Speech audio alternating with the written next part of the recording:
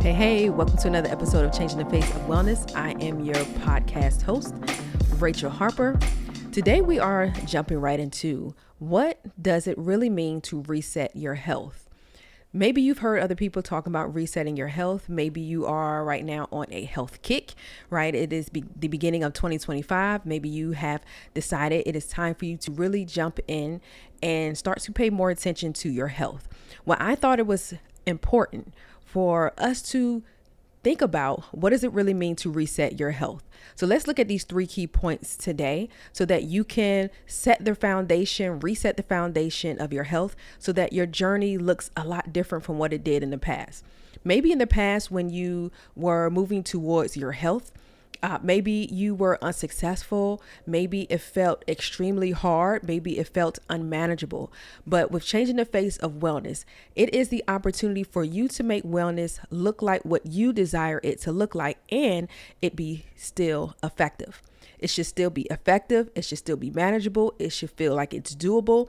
And it should not feel like every time you step into it, it's an add-on, right? And what I mean by an add-on, sometimes when we look at our health, when we're deciding that we're going to step into our health, our wellness, we're going to increase what we're doing in our fitness and our nutrition, sometimes it feels like an add-on.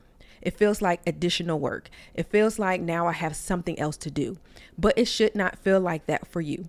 And so again, the question is, what does it really mean to reset your health? Here are 3 key points that I'm going to give you to help you start to reset your health so that it feels manageable, it feels achievable, it feels actionable, and it feels like it doesn't feel like an add-on. Okay, so key point number 1, I want you to understand that health is more than exercise. That's typically what we know. We know, or maybe you know, that when it comes to health, the first thing that your mind starts to think about is exercise, right? You start to think, okay, I got to join the gym. I need to go and increase my steps. And while that's not incorrect, it can be incomplete. And what I mean by incomplete, it is sometimes the health journey of many individuals, especially women, it looks one-sided. It only looks like exercise. But understand, when you are resetting your health, I want you to think about resetting your whole being. Your whole being. There are various, pillars, various areas of your life where your health exists. And so some of those can include your occupational wellness. What does it look like for you to separate work and life so that you can reduce your stress? What does it look like financially for you? Financial wellness, right? Because sometimes our stress comes from the finances or lack thereof. There's also your spiritual wellness, right? What relationship are you building with God? Do you move to a place of total surrender? Do you give God all the stress at the beginning of the day and the end of the day, right? Are you playing God? Maybe you need to get off the throne and put God back on the throne, right? And rebuild that relationship of spiritual wellness with God. There is also, of course, your mental health. What does your mental health look like? There can also be stress in there. Maybe you're an overthinker. Maybe you're a perfectionist. And maybe those things cause you a lot of stress. And then, of course, there is the exercise. There's the physical health, right? And so there is a lot of areas for you to begin to reset. When you talk about resetting your health, there are various aspects of your life where you should focus on the whole being of your wellness. Okay, so change how that looks for you. Reset your health is not just one aspect, just exercise. Again, that's not incorrect. It can be incomplete. Key point number 2. I want you to have an awareness. Awareness is the first step to your healing. Now, you might be saying, well, why am I talking about healing if I'm talking about health? Well, health is healing to the mind, the body, the spirit, the finances, the occupational wellness. It is healing. So don't just see health as what's on your plate or health as what exercises you do at the gym. See it as the total, complete package of healing for you. It is reducing the stress. It is reducing the blood pressure. It is getting your body back to a place of balance. It is including God in the actionable steps that we see in Scripture. Scripture says things such as meditating on the word day and night.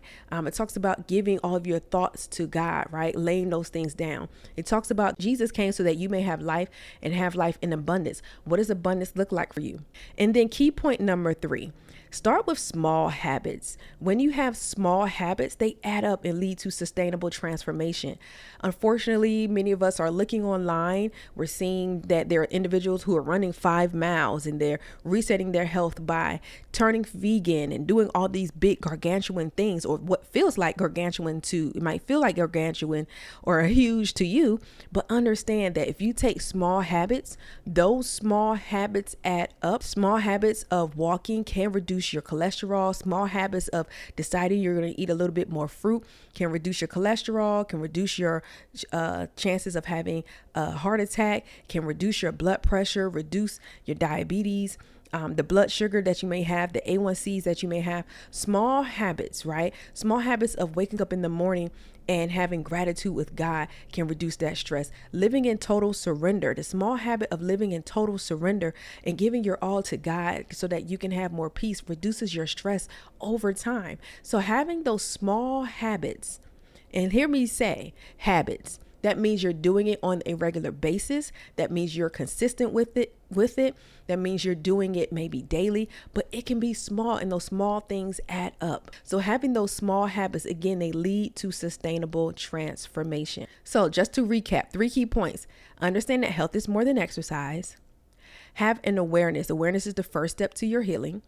And then make small habits. Small habits lead to sustainable transformation. Okay. Sustainable transformations. How many times have you quit? How many times have you started and quit?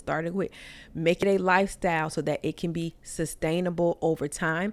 And by the time December 31st comes, you can look back and be proud of the small habits that you have created because they have been sustainable. They created a huge transformation over time. As they say, how can you eat away at the elephant? One bite at a time. So moving forward, I want you to go ahead and subscribe to this podcast, share with one of your friends who is also looking to reset their health this year, and make sure that you share this with at least 5 people in your network so that they can begin changing the face of their wellness just like you.